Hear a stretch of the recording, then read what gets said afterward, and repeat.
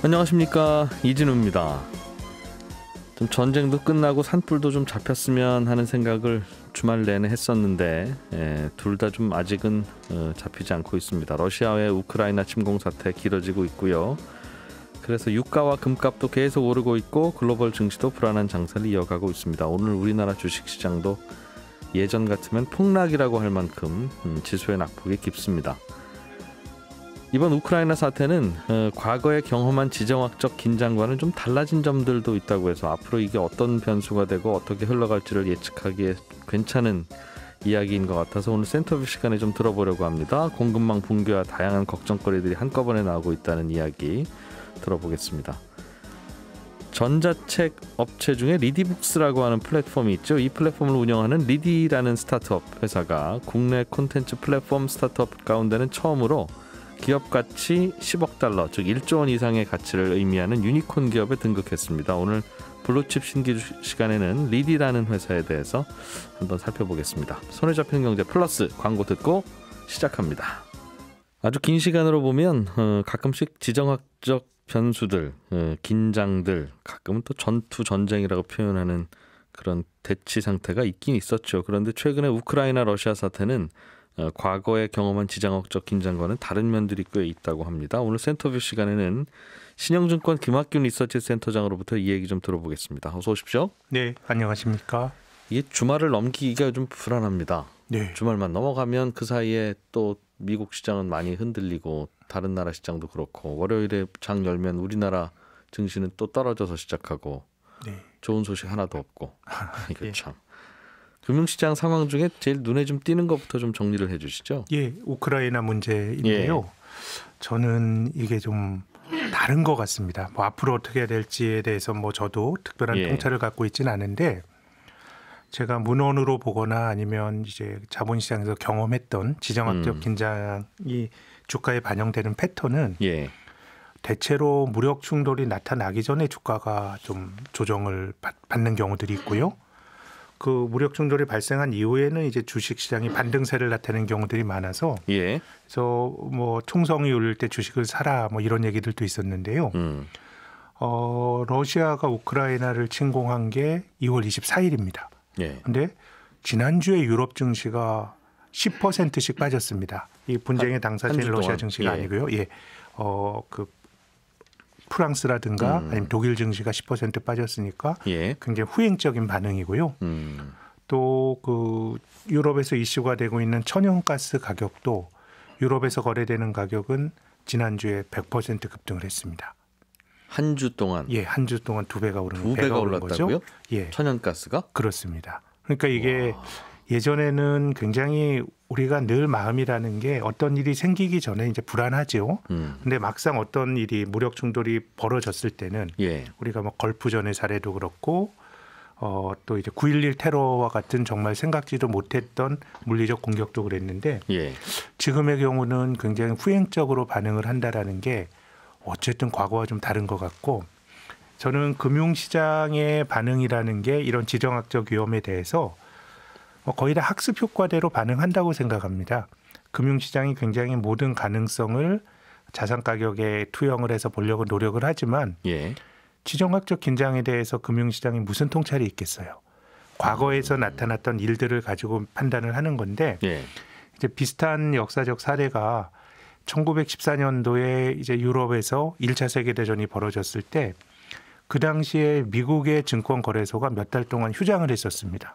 그러니까 뭐 직관적으로 보기에 몇십 년 동안 전쟁이 없다가 전쟁이 발생하고 큰일이 났구나라고 생각해서 미국 증권거래소가 몇 달 동안 한 석 달 동안 그 주식 거래를 멈췄거든요. 그런데 거래를 재개하자마자 주가가 많이 올랐어요. 뭐 냉정하게 판단을 해보면 아메리카 대륙에서 전쟁이 일어난 것도 아니고 유럽 쪽에서 전쟁이 일어났고 또 미국은 여러 가지 군수 물자를 유럽에 수출하면서 경기가 굉장히 좋았거든요. 그래서 이제 1차 세계대전이 끝났을 때 미국 투자자들에게는 전쟁이라고 하는 게 뭐 당사자만 아니면 괜찮은 거다라고 생각을 했었습니다. 근데 2차 세계대전이 1939년인가요? 발발을 했죠. 그때는 미국 주가가 단기간에 올랐어요. 제 생각에 그것은 1차 세계대전의 학습 효과 때문이라고 생각합니다. 오히려 주변에서 좀 떨어져 있으면 돈 벌더라. 네, 기회가 있었다라는 예, 건데. 예. 근데 2차 세계대전은 미국이 직접적으로 그 공격을 받기도 했었죠. 네. 진주만 공격을 받기도 했고 1차 세계대전보다 유럽의 전쟁에 더 빨리 결부가 되다 보니 2차 세계대전 전기간에 걸쳐서 미국 주식은 별로 안 좋았거든요. 예. 그래서 우리가 가지고 있는 지정학에 대한 금융시장의 통찰이라고 하는 거는 과거의 경험칙대로 이제 판단을 내리는 건데 과거에는 어떤 일이 벌어지면 거의 결과가 나오다시피 했던 것 같아요. 이를테면 걸프전 같은 경우도 91년도에 미국이 이라크를 침공하고 2003년도에도 미국이 이라크를 공격했는데 그 기간은 뭐 한 달에서 한 2달 이렇게 걸렸습니다. 예. 근데 전쟁이 딱 나는 순간부터 우리가 굉장히 좀 비정한 이야기입니다마는 미군 공군기가 그 바그다드를 막 공격하는 걸 보면서 뭔가 오락게임을 보듯이 전쟁을 우리가 화면으로 봤었거든요. 그래서 물리적으로 걸린 시간과는 상관없이 전쟁이 벌어지자마자 뭔가 어떤 결과들이 결정되다시피 했다 그러면 이번에는 좀 장기화되면서 시장의 반응도 과거와는 좀 달리 나타나는 것 같습니다. 이게 어디로 튈지 모르겠다는 뜻이군요. 시장이 보기엔. 그런 것 같아요. 특히 이제 뭐 우크라이나 문제가 어떻게 되든지 간에 91년도에 이제 소련 연방이 이제 해체가 되면서 예. 사실상 정치적으로 30년은 이제 뭐 미국 주도의 세상이 만들어졌던 것이고요. 분쟁이 있더라도 이제 미국이 의도하는 대로 어떤 그 지정학적 그 긴장들이 완화가 됐었는데 예. 뭐 세상의 질서가 꼭 뭐 미국이 원하는 대로 돌아가는 게 선이다 이런 말씀드린 건 아니지만 예. 이 금융시장의 질서라고 하는 거는 기본적으로 우리가 주식을 사고 파는 채권을 사고 파는 이런 룰 자체가 영국과 미국 사람들이 만들어 놓은 영미직 자본주의 룰이거든요. 예. 그래서 어떤 가치 판단과는 무관하게 적어도 자본시장에서는 미국의 논리가 계속 관철이 되면서 뭔가 불확실성이 조기 없어졌는데 예. 지금은 뭐 조금 걱정이 되는 것은 뭐 우크라이나 문제가 어느 정도 뭐 그 휴전이라든가 이런 쪽으로 간다고 치더라도 이제 세상의 질서가 앞으로 어떻게 될 거냐라고 보면 그동안은 이제 미국과 중국이 적어도 트럼프 행정부 이후로 각을 세웠었고 이 과정에서 뭐 글로벌 밸류 체인이 재편이 된다. 또 수혜를 받는 나라도 있고 또 불똥을 받는 나라도 있었는데 네. 이후의 세상은 또 중국과 러시아가 또 한편이 돼서 또 서구와 맞서는 경제가 된다 그러면 뭐 이런 환경 자체가 또 과거와는 다른 모습이기 때문에 제가 요즘 느끼는 거는 뭐 나쁘다가 아니고요. 이건 뭐 나쁠 수도 있고 다른 기회가 있을 수도 있는데 최근에 경험했던 지정학적 분쟁과는 좀 다르다라는 생각은 좀 많이 하게 됩니다. 미국 원톱이 이제 아닐 수 있겠다는 생각들이 결국은 앞으로 사태가 어떻게 될지 모르겠다는 불확실성으로 바뀌는 거군요. 그런 것들이 우리가 이미 미중 간의 갈등이나 이런 것들이 있을 때 우리는 경험을 했거든요. 예. 한국과 같은 나라들 주식의 성과가 안 좋았던 거는 우리나라가 어떻게 보면 세계화의 모범 국가였거든요. 어떻게 보면 시장이 통합이 되고 예. 이런 과정에서 수출을 통해서 그 기회를 잘 잡았던 나라인데 우리 증시가 지난 10여 년 동안 생각을 해보면 트럼프 들어와서 미중 간의 갈등이 불거진 측면도 있지만 우리가 뭐 사드라든가 이런 지정학적 긴장이 주식시장에 영향을 준 건 2015년입니다. 그 전부터 미중 간의 관계가 이제 삐그덕거렸고 그 시점에서 우리 증시가 지난 10년을 회고해 보면 코로나 직후 좋았고 2017년 좋았고 나머지는 재미없는 박스권에서 머물러 있었는데요. 이런 것들이 한국도 영향을 받은 측면이 있기 때문에 그래서 전쟁도 전쟁이지만 앞으로의 지정학적 질서가 뭔가 이제 시장이 중심이 되고 효율적인 논리, 경제적인 이해관계들이 서로 너무도 밀접하게 되어 있으니까 이러니까 더더욱 전쟁도 안 일어날 거야. 뭐 이런 식의 어떤 생각들 이런 것들이 조금 후퇴할 수 있기 때문에 아무튼 뭐 금융시장 자체가 불확실성을 굉장히 싫어하는데 지난주 유럽의 반응, 유럽은 뭐 당사자라고 치고요.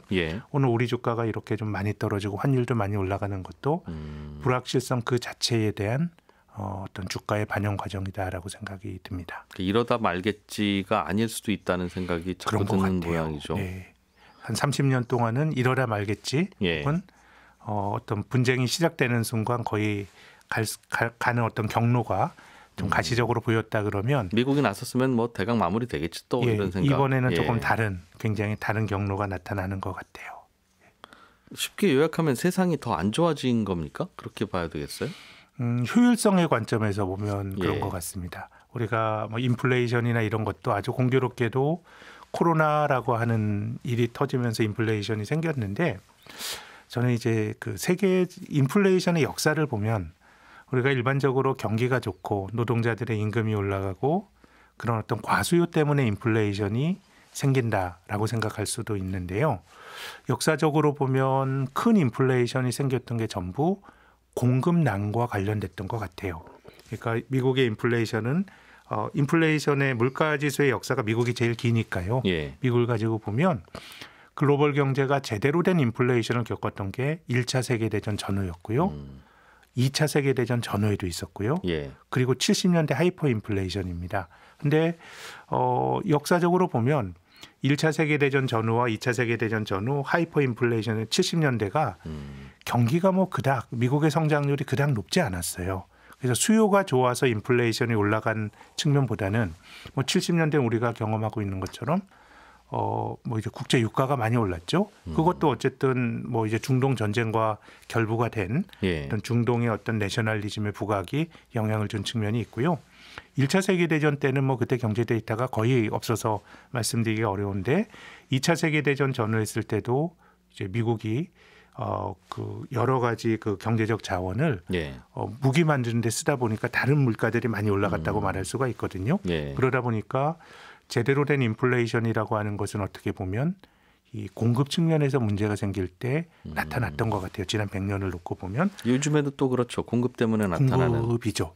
그래서 이제 인플레이션이죠. 지금 어떻게 보면 세계화를 말씀드렸는데 세계화라고 하는 게 가장 싸게 물건 만들 수 있는데 막 물건을 넣고 이런 과정에서 이제 굉장히 인류가 낮은 물가를 경험했는데 지금은 뭔가 이제 좀 글로벌 전체적으로는 비효율의 시대를 우리가 좀 살고 있는 거 아닌가 이런 것들이 물가를 좀 높이는 거 아닌가. 제가 작년 말에 올해 생각을 할 때 올해는 미중 간의 갈등만 좀 완화가 되면 그래도 어떤 지정학적 긴장에서 비롯된 인플레이션은 완화가 될 거다라고 이제 기대를 했었는데요. 지난 2018년부터 트럼프 행정부 들어와서 미중 간의 갈등이 본격화되고 2019년에는 미국과 중국의 경기가 별로 안 좋았거든요. 그러니까 서로가 상대방을 자극하지 않고 2019년이 무탈하게 갔고 그러면서 이제 주식의 성과도 좋았었는데 지금은 뭐 미중 간의 문제라기보다는 러시아 문제가 터지고 뭐 이런 것들이 발생하다 보니까 아무튼 세상의 질서가 우리에게 좋은 쪽은 아닌 것 같고 뭔가 이제 비효율이 만들어지는 쪽으로 세상의 질서가 좀 바뀌는 거 아닌가라는 걱정은 듭니다. 이게 이런 쪽, 즉 우려하신 쪽으로 세상이 점점 더 그쪽으로 갈 거다. 굉장히 지속적으로. 예를 들면 그 서구와 중국의 대결 구도에서 서구와 중국 러시아 연합군의 대결 구도로 바뀐다는 거고, 그리고 가능하면 싼 곳으로 제조 공장을 옮기고 거기서 물건 사오던 시절에서 제조 공장이 우리 아군 편이어야 가능한 거니까 싸지 않아도 제조 공장이 거기 있으면 뭐 가야 되는 그런 상황. 이런 게 앞으로도 계속될 걸로 보세요. 이게 지금 뭔가 이제 커다란 변동. 알 수는 없지만 어쨌든 달라지고는 있는 건 아닌가라는 생각은 들고요. 근데 이제 여기서부터는 글로벌 경제 전체적으로는 세계화 시대보다는 비효율이 나올 수 있지만 개별 국가나 기업 입장에선 또 다른 기회가 될 수도 있는 것이요. 저는 참 역사의 아이러니라고 생각하는데 미중 간의 갈등이 벌어지는 가운데 또 이 코로나라고 하는 게 터지면서 뭔가 생산 시설을 다변화시키는 게 과연 답이냐라고 하는 문제의식은 있는 것 같아요. 그래서 세계화의 시대가 아웃소싱이었다 그러면 지금은 약간의 이제 내셔널리즘이 결부가 된 인소싱의 시대가 열리는 것 같고요. 뭐 그런 과정에서 기회를 잘 잡는 기업들의 경우에는 기회가 될 수가 있는데 뭐 지금과 비할 바는 아닙니다만은 1980년대에 동서냉전이 굉장히 이제 격화되고 있었을 때 그 당시에 어쨌든 그때는 이제 미국의 목소리가 서구에서는 더더욱 더 어떻게 보면 이제 공산주의에 맞서서 미국이 서구를 지켜주는 그런 역할을 하고 있었기 때문에 미국의 목소리의 권위가 뭐 더 컸던 시절인데요. 그때 이제 일본이란 나라가 미국에서 돈을 너무 많이 버니까 플라자 합의 이후에 앵고를 유도를 했었죠. 예. 뭐 그 과정에서 우리나라가 환율을 해서 수혜를 보긴 했는데 지금은 뭐 그런 환경은 아니라고 보는데 그 비슷한 맥락에서 이 미국이 일본의 반도체를 이제 공격을 했었죠. 그 미일 반도체 협정이라고 하는 게 80년대에 만들어졌는데 예. 이게 일본 입장에서는 굉장히 불평등 협정이었습니다. 그러면서 이제 일본의 반도체 업체들이 이 쇠락하고 저는 한국의 반도체 기업들이 삼성전자를 비롯한 한국의 주력 기업들이 그 기회를 잡았다라고 생각을 하거든요. 그래서 지금은 이건 뭐 어떻게 보면 우리나라가 어떤 쪽으로 줄을 설 거냐에 대한 문제의식이 될 수도 있고요. 예. 뭐 이게 대해서는 전 잘 모르겠습니다. 아무튼 이런 과정들 속에서 뭔가 기회가 나오는 산업 그리고 기업들도 있을 것 같은데 이거는 100% 경제 논리로만 될 것 같지는 않다라고 하는 게 또 금융시장 입장에서는 또 그 이런 현상들 해석하는데 야. 어려움을 겪을 수도 있지 않겠는가라는 생각은 듭니다. 한 달 전만 해도 주식시장 왜 이렇게 내려요?라고 물으면 금리가 자꾸 올라갈 것 같습니다. 네. 물가 올라가고 그럼 중앙은행이 금리 올릴 거고 그게 다 주식시장에는 안 좋습니다. 그런 설명이었는데 금리는 주식시장이 안 좋은 이유 중에 이제 또 세 번째, 네 번째로 밀리는 것 같아요. 그런 것 같아요. 예. 오히려 지정학이나 비효율이 초래가 되고 그 결과로서 이제 금리를 결정하는 이런 움직임이 나타나는 것 같아요. 금리가 모든 것을 결정하는 제일 변인이 아니고 예. 다른 것에 결과적으로 영향을 받는 그런 팩터가 3월 들어선 된 느낌인데요. 근데 지난주였나요? 이제 파월 의장이 3월에는 한 미국의 금리를 한 0.25%포인트만 올릴 거야 이런 예. 뉘앙스로 이야기를 이제 했었는데요. 지금 이런 지정학적 긴장이 굉장히 커지는 상황에서는 중앙은행이 금리를 많이 올리기는 조금 힘들 것 같아요. 우리가 2차 대전 직후에 한국 전쟁이 나고 할 때 뭐 2차 세계 대전에 비할 바는 아닙니다만은 그래도 여러 가지로 그 미국이 전비를 많이 쏟아야 되는 국면에서는 예. 그 당시에 이제 그 미국 재무부가 연방준비제를 굉장히 압박을 했었죠. 금리 올리지 말라고. 예, 막 그런 식의 어떤 조치들이 있었는데 그래서 제 생각에는 지금 상황이라 그러면 중앙은행이 기준금리를 너무 빨리 올리기는 좀 힘든 예. 상황인 것 같고 다만 이제 비율이라고 하는 게 결국 경제적으로 보면 물가인데요. 예. 이제 물가가 높게 형성이 된다 그러면 근데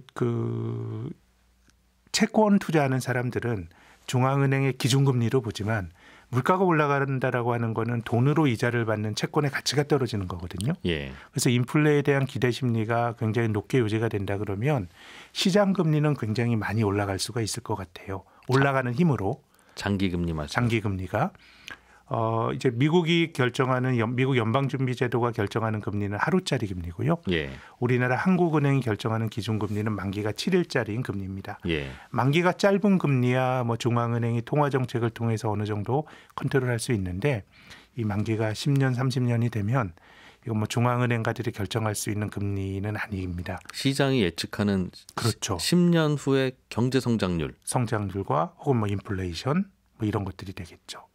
근데 예전에는 경제 성장률과 인플레이션이 결국은 비슷한 수치로 나오거나 네. 비슷한 방향이었는데 요즘 같은 분위기로 10년 지나가면 물가는 많이 오를 것 같은데 성장은 오히려 이게 무슨 성장이겠어요? 근데 지금처럼 아주 장기적으로 보면 뭐 예. 올해 같은 경우는 그래도 성장과 인플레이션이 같이 나오는 형태가 되겠지만 예. 뭐 이런 정도로 이제 기름값이 계속 높게 유지가 되고 한다 그러면 이제 경기가 꺾이겠죠. 그럴 것 예, 같아서 경기가 꺾이겠죠. 지금 예. 10년 후에는 꺾인 경기를 반영해서 금리가 낮아질 것이냐 10년물 금리가 아니면 그래도 금리는 물가는 높을 테니까 이런 네. 지정학적이나 공급 요인 때문에 그 올라가는 물가를 반영해서 금리가 높아질 것이냐. 두 가지가 제 생각에 뭐 같이 섞여 있겠죠. 같이 섞여 있을 것 같은데 지금은 어쨌든 공급 측면에서의 그 경제 성장이라고 하는 것은 어떻게 보면 수요의 관점에서 예. 경기가 좋으면 성장률이 높고 경기가 나쁘면 수요가 낮아서 성장률이 낮아지는 건데 지금은 공급 측면에서 인플레이션이 나올 때는 수요와 무관하게 어느 정도는 좀 이제 물가가 경기가 좀 안 좋더라도 예. 과거에 경험했던 것보다는 조금 높게 나올 여지가 있기 때문에 제 생각에는 과거에 우리가 세계화 시대에 봤던 성장에 대한 기대치에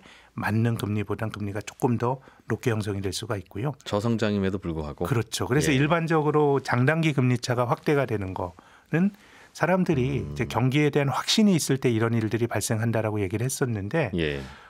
그것은 제 생각에는 경제가 효율적인 세상에선 그런 해석이 100% 맞고요. 앞으로 본다 그러면 장단기 금리 차가 경기가 좋아서 그런 거야라고 하는 해석도 예. 조금 이제 다르게 내려질 수가 있는 거 아닌가라는 생각은 듭니다.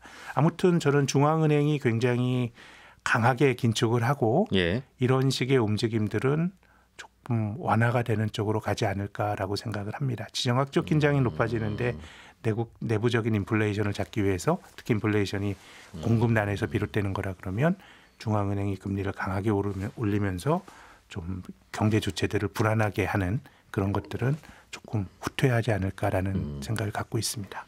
단기적으로는 중앙은행들이 금리 올리는 속도를 좀 브레이크를 걸 수 있을 것 같다. 우리나라도 그렇고 미국 연준도 그렇고. 네, 미국은 이제 아직까지 금리를 안 올렸기 때문에 예. 초반에는 어느 정도 좀 금리를 정상화해야 되겠지만 예.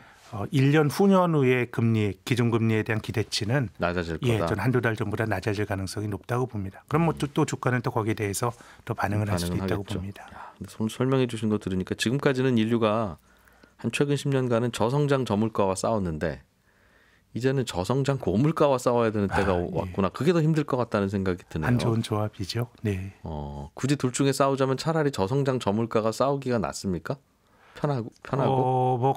어쨌든 뭐 저성장 저물가라는 게 효율과 협력의 예. 결과였다 그러면 뭐 그때가 조금 더 낫지 않았을까 생각합니다. 그렇군요. 유가는 이미 배럴당 이제 120불 넘은 것 같은데요. 네. 좀 더 갈 걸로 보세요.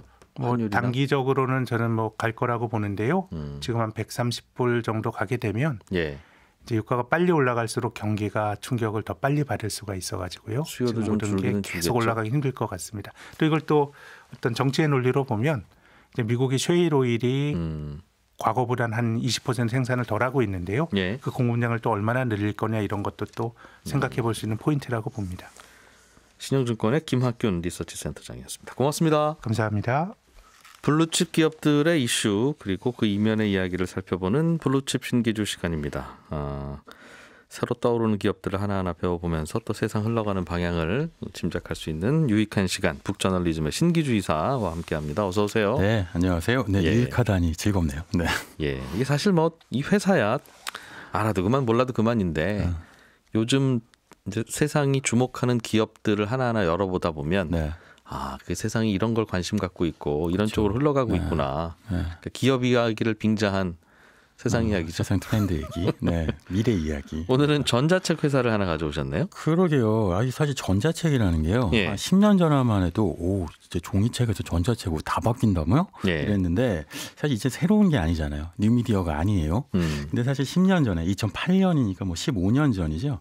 이때 창업한 그 전자책 유통 전문 서비스 회사가 있습니다. 이게 리디라는 회사인데 리디 북스라는 서비스를 예. 제공하는 거죠. 그러니까 북스라는 이름이 이제 서비스 이름이 있으니까 요거는 책을 유통하는 것일 텐데 근데 최근에 이제 웹툰하고 웹소설 유통까지 이제 손을 뻗치면서 그러면서 IP, 인텔렉추얼 프로퍼티라고 하죠. 컨텐츠 지식재산권 비즈니스에서 굉장히 두각을 나타내면서 최근에 1,200억 원 정도 투자를 받았어요. 그래서 그 기업의 가치가 리디가 1조 6천억 원이라고 합니다. 1,200억 원 투자한 투자자들이 기업 가치를 그 정도 인정하고 들어왔다 그렇죠. 그 말이군요. 네, 예. 네. 싱가포르 투자청, 뭐 산업은행, 뭐 아이티럼, 뭐 인베스트먼트. 요거는 이제 리디북스의 오래된 투자자인데 예. 이런 투자자들이 또 투자를 하기도 한 거고 새로운 투자자가 오기도 한 거고. 그래서 어쨌든 1조 6천억 원입니다. 기업 가치가 1조가 넘으면 유니콘이라고 이렇게 불러줍니까? 네, 뿔이 나는 건 아닌데. 근데 어쨌든 이제 유니콘인데 우리나라는 유니콘 회사들 많아요? 우리는 이제 총 18번째예요, 리디가. 그러니까 이제 1조 넘는 회사들 많네요. 장외 회사들 중에 그렇죠? 그러게요. 근데 그 특히나 2020년 말에 13개였는데 지난 1년 동안 2021년 동안 7개 늘었어요. 뭐 그건 이제 이유를 아시겠죠. 이제 정말 자산 시장이 막 성장하면서 투자처를 찾으니까 똑같은 기업의 가치가 몸값이 커지기도 하고. 그렇죠. 네. 예를 들면 어떤 회사들입니까? 예를 들면 그 가상화폐 회사인 그 어피트 서비스 운영하는 두나무 예. 그리고 한번 소개해드린 적이 있는데 프롭테크 회사, 그러니까 부동산 알려주는 회사인 직방 예. 그리고 이제 컬리 쓰시는 분 아닐 거예요. 유통 마켓컬리라고 불리는 회사. 맞습니다. 예. 가상화폐 회사요. 비썸코리아도 있고요. 그 리셀 회사죠. 당근마켓도 있고. 여기도 기업 가치가 1조 원 넘게 평가받고 있어요. 네. 이거 보면요, 다 저 블루칩에서 우리 다뤘던 기업이 대부분이다. 네, 여기서 찾아오시는군요. 아니 어쨌든 정말 이제 진짜 지난해 다룰만한 기업들이 굉장히 많았어요. 확실히. 네. 그런데 흥미로운 것은 이 안에 콘텐츠 회사는 없었더라는 거예요. 콘텐츠 회사는 그러니까 미디어 그러네요. 뭔가 플랫폼들이네요. 거래를 연결해 주는. 그렇죠. 뭐 대부분 가상화폐 유통하거나 이커머스거나 예. 게임 회사거나 뭐 이런 것들. 예를 들면 그 의식주라고 하는 일상생활의 거를 디지털화하고 모바일화하는 거. 그게 지금까지 쭉 말씀해 주신 유니콘들의 특징이자 공통점이었는데. 네. 그리고 또 하나의 특징은요. 그 해외 유니콘들, 뭐 미국 같은 경우 유니콘이 하면 뭐 300개쯤 되니까 이 회사들을 패스트 팔로우해서 우리나라에 적용한 회사들이 많은데 그런데 요즘 들어서 그러니까 미국 같은 경우는 사실은 컨텐츠 분야에서 유니콘도 꽤 있거든요. 뭐 대표적인 회사가 우리 한번 소개해드리려고 했는데 듀오링고라는 영어 교육 컨텐츠 회사도 있고. 무슨 회사였죠? 듀오링고. 이게 이제 그 매일매일 영어 교육을 받아서 게임하듯이 하면서 영어를 게임처럼 배우자. 맞아요. 예. 네.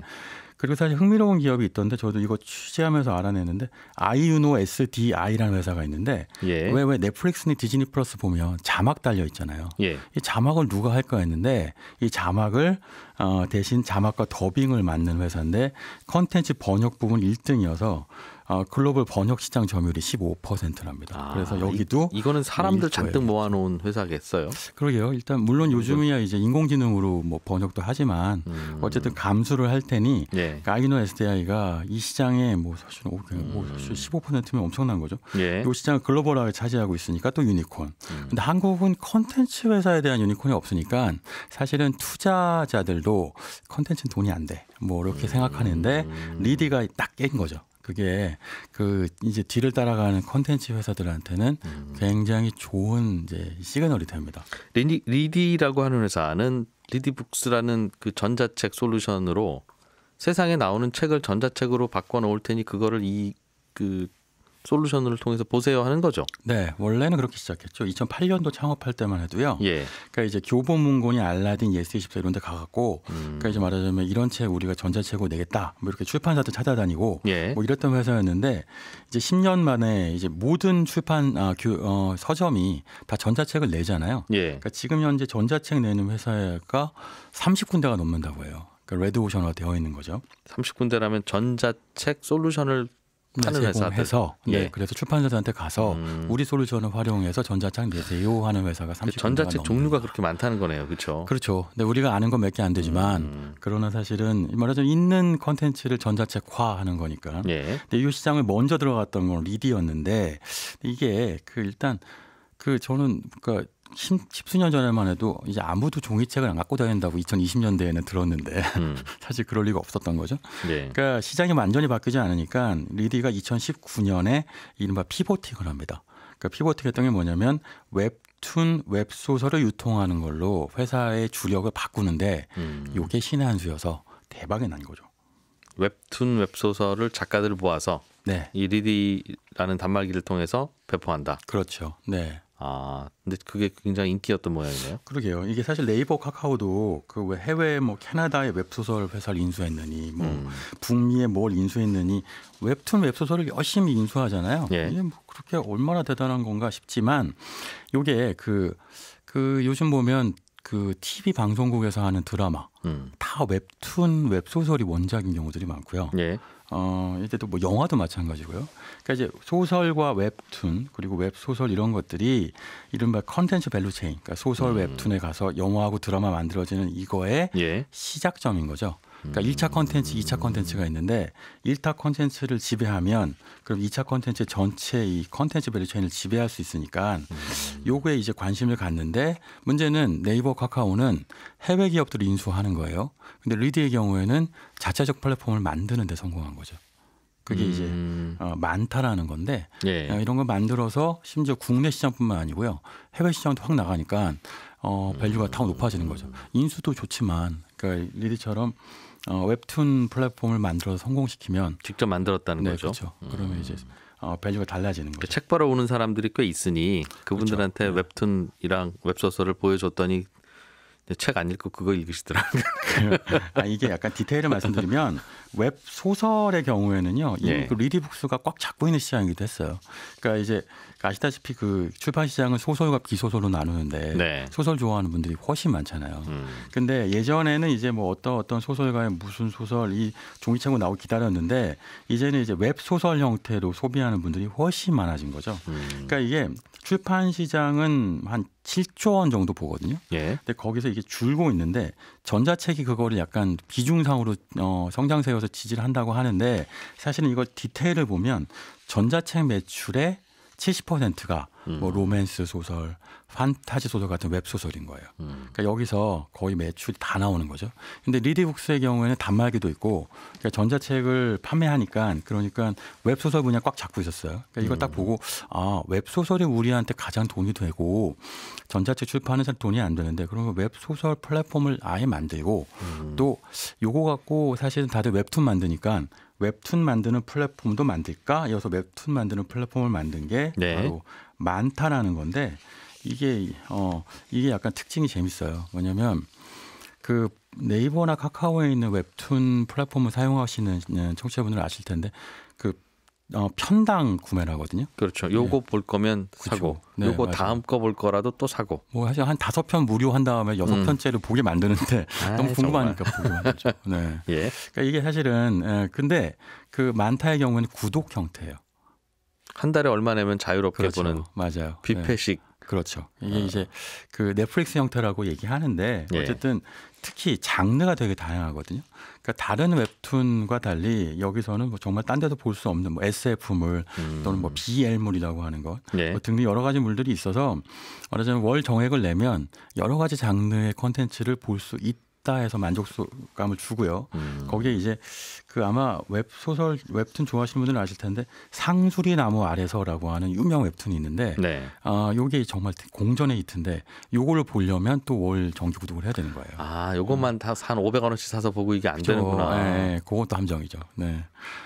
진짜 넷플릭스 형이네요. 맞아요. 뭐 하나 제대로 만들어서 오징어 게임 보려면 넷플릭스 가입해야 되잖아요. 그러니까 이렇게 만들어 놓으니까 많다가 정말 국내외에서 시장이 확산되고 실제로 해외에서도 많다가 진출을 안 한 시장은 많다 빨리 진출하라 이런 얘기도 해요. 왜냐하면 특정 뭐 상수리 나무 아래서 뭐 시멘틱 에러, 뭐 달에서 온 불법 체류자, 뭐 이런 식의 인기 컨텐츠를 보고 싶어 하니까 웹툰으로 만화로 그렇죠. 웹툰을 보고 싶어 하니까 그러니까 이렇게 되니까 이게 원래 이제 리디북스도 말하자면 정기 구독 플랫폼에 대한 관심이 있었는데 요거를 실제로 많다에서 적용해서 대박이 난 거죠. 됐다 이거죠. 라프텔이라고 하는 것도 있다면 이건 뭐예요? 라프텔이라고 하는 건요. 이렇게 설명들을 하던데 그 애니메이션의 넷플릭스다. 이런 겁니다. 그러니까 이제 그 애니메이션 시장이라는 게요. 그 영화나 드라마하고 달리 그 약간 그 오타쿠 이미지가 있는 그 니치 마켓이 좀 있거든요. 근데 요거를 그러니까 이분들한테는 또 이런 소비자층한테는 볼 데가 없는 거예요. 그러니까 라프텔을 만들어서 말하자면 넷플릭스처럼 정기 구독을 하면 애니메이션을 마음껏 볼 수 있다인데 요건 리디가 창업한 회사는 아니고 리디가 인수한 회사입니다. 근데 인수를 한 다음에 원래는 이제 편당 구매하는 방식이었는데 이걸 또 정기 구독 경제 방식으로 바꿔서 성장을 시키고 있죠. 이 두 플랫폼 덕분에 리디에 대한 평가 밸류가 굉장히 높아졌죠. 이걸로 유니콘이 된 거예요? 1조 원? 1조 원 가치가 될 만큼 돈 벌어요? 일단 요게 베이스인데 여기서 사실은 하나가 더 있어요. 뭐냐면 아까 잠깐 말씀드린 것처럼 요즘 그 웹소설 웹툰이 1차 콘텐츠고 그걸 2차화 시키는 드라마 영화 만드는 이제 IP 비즈니스가 아주 비즈니스 플랫폼 기본이 됐잖아요. 예를 들면 2022년 올해만 해도 웹툰이나 이런 걸 원작으로 한 드라마가요. 제가 찾아보니까 뭐 내과 박원장, 뭐 지금 우리 학교는 그 좀비물이라고 하는 유명했던 거 있죠. 그것도 뭐 또는 뭐 지옥도 있었고 산의 맞선, 뭐 그러니까 이게 그 심지어 그 MBC도 네이버 웹툰 원작인 내일이란 그 드라마화하는 작품도 있더라고요. 그러니까 거의 모든 방송사가 웹툰 웹소설에서 대박난 작품을 찾고 있으니까 말하자면 이 IP를 팔아서 돈을 버는 거죠. 그러니까 이 IP 파는 돈이 꽤 짭짤한 데다가 거기다가 이걸 갖고 하면 기존에 있었던 웹툰 웹소설의 조회수가 올라가죠. 예를 들면 지옥이라는 작품이 있었는데 예. 이건 옛날 작품이거든요. 근데 최근에 이제 드라마로 만들어지니까 주간 평균 조회수가 뭐 20배 올라가고 결제는 10배 올라가고 14배 이렇게 올라가니까. 근데 한 달치씩밖에 안 파니까 한 달치씩 사야 되고. 그렇죠. 그게 지옥이죠, 그게. 예. 네.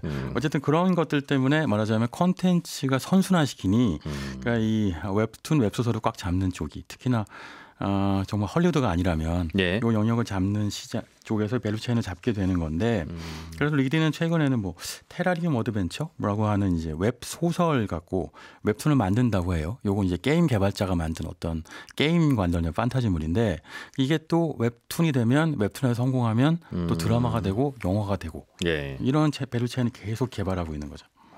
원래는 전자책 만들려고 했던 회사일 것 같은데 책을 종이로 보지 마세요. 네. 누가 요즘 책을 종이로 봐요? 그런데 누가 요즘 책을 봐요? 그런가? 그런데 한동안 고생도 많이 했을 것 같고 지금도 전자책 사업자들은 여전히 난립 중이죠. 네, 30개가 넘어가니까 돈도 안 되는 것 같고. 네. 그러니까 이런 얘기도 있더라고요. 저기 어떤 출판사 가면 전자책 그 출판하라고 하는 그러니까 모든 플랫폼에 다 출판하면 예. 사인을 30개를 해야 되는 거예요. 정말 난립이라고 하는 말씀이 맞죠. 맞습니다. 그러니까 레드오션으로 되어 있는데 리디의 경우에도 사실 이 백이식 대표라는 분이 원래 그 삼성전자 쪽에서 그 벤처 투자 담당하던 분이었는데 예. 이 분이 원래 그 아마존 킨들을 보고 전자책 사업을 구상했는데 그 다음에 사실은 원래 이 당시부터도 웹툰을 좀 관심 있어서 하고 싶어 했던 모양이에요. 근데 사실 어려웠고 그 웹툰이 사실 네이버가 꽉 잡고 있으니까 예. 그러니까 시장이 커지기 전에는 다른 틈바구니가 없는 거죠. 그래서 결국은 아마존 더하기 뭐 이커머스 하다 보니까 전자책 유통업을 하기 시작했는데 그걸로 말씀하신 것처럼 10년 동안은 꽤 고생했죠. 계속 적자를 보고 그러다가 2019년에 원래 하던 전자책 유통업에서 가장 잘 팔린 게 뭘까 찾아봤더니 웹소설이더라. 그럼 웹소설이 지금 드라마화하고 되고 웹툰화 된다는데 하면서 웹툰도 가고 하면서 시장을 약간 피버팅하면서 그러면서 매출이 뭐 2배 이상 증가하고. 피버팅이라고 하는 게 뭔가 사업 모델 바꾸는 걸 의미하군요. 그렇죠. 이게 농구 용어잖아요. 농구에서 이제 그 발 바꿔갖고 이제 수비 뚫는 그런 건데 말하자면 스타트업 쪽에서는 사실은 한 번에 성공하는 게 없잖아요. 네. 그러니까 토스만 해도 뭐 9번 실패하고 10번째 성공했다고 하니까 예. 피버팅을 하는데 피버팅을 제대로 해서 말하자면 이제 매출 2배 거기다가 이제 계속 적자였는데 2021년에 흑자로 전환하고 작년에? 네, 작년에 흑자로 전환하고 예. 이러면서 투자 가치가 올라가고 있는 거죠. 그래서 지금은 뭐 상장을 앞두고 상장을 바라보고 있는 걸로 보여집니다. 내년쯤? 2023년 상장이 목표라고 하는데 예. 사실 주요 투자자들은 당연히 IPO에서 돈 벌고 싶은 거잖아요. 근데 이제 리디는 그러니까 1조 가치를 인정받았으니까 이 돈 갖고 사실은 웹소설, 웹툰 또는 뭐 고액 2차 콘텐츠 시장에 돈을 투자할 수 있으니 네. 콘텐츠에서 유니콘이 생긴 건 콘텐츠 비즈니스에 종사하는 사람들한테 굉장히 반갑죠. 말하자면 좀 인연이 있으면 가서 리디 투자 좀 해주세요. 뭐 이럴 수 있잖아요. 컨텐츠 비즈니스인 건 맞는데 저희 손에 잡히는 경제도. 네, 그러니까 전혀 이게 장르가 다르다는 거죠. 네, 그렇죠. 많은 분들은 그냥 편안한 소설이나 즐거운 웹툰을 원하지. 그걸 이제 흔히 말하는 지식 정보 콘텐츠라고 하잖아요. 이제 웹 소설 콘텐츠, 소설 콘텐츠가 있고 드라마타이즈. 이제 우리가 다루는 건 지식 정보인데 안 되네요. 네. 북저널리즘의 신기주의사였습니다. 네. 고맙습니다. 네, 손에 잡히는 경제 플러스 여기서 마무리합니다. 저는 내일 아침 8시 30분에 손에 잡히는 경제에서 또 찾아뵙죠. 이진우였습니다. 고맙습니다. 더 깊고 더 재미있는 경제 이야기. 이진우의 손에 잡히는 경제 플러스.